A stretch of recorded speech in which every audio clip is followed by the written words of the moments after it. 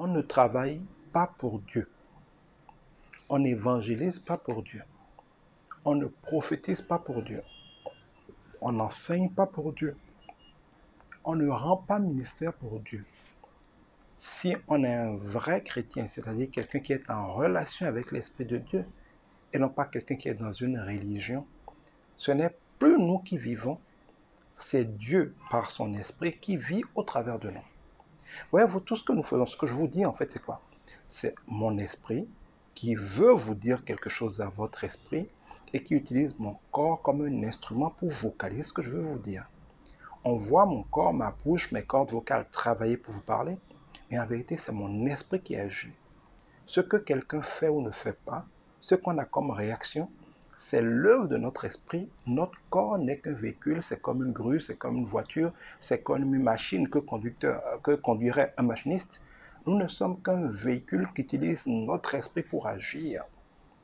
Nous devons le comprendre.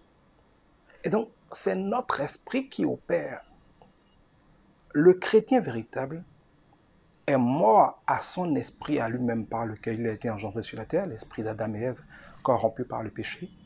Et en lieu et place, il a reçu l'Esprit de Christ, l'Esprit de Dieu venu habiter dans les hommes.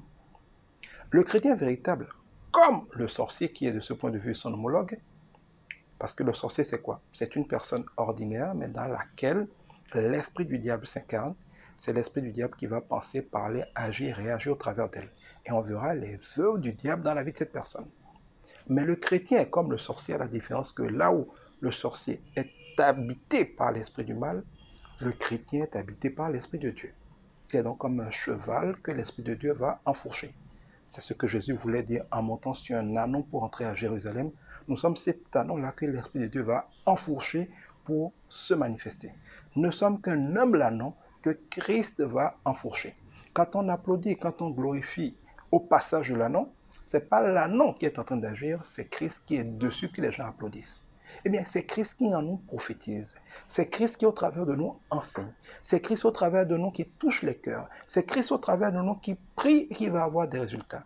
Le chrétien ne doit pas se considérer comme quelqu'un qui travaille pour Dieu. Il doit se considérer comme une marionnette, un sacrifice vivant entre les mains de Dieu. Quelqu'un qui a appris à s'abandonner pour que Dieu agisse au travers de lui. De la même manière que je prends mon véhicule pour me déplacer, on voit mon véhicule bouger, mais ce n'est pas mon véhicule qui bouge, c'est moi qui bouge au travers de mon véhicule. Le chrétien est comme ce véhicule, ce corps que l'Esprit de Dieu va emprunter pour agir, pour guérir, pour bénir, pour manifester sa puissance sur la terre. Et donc l'humilité d'être disponible pour Dieu.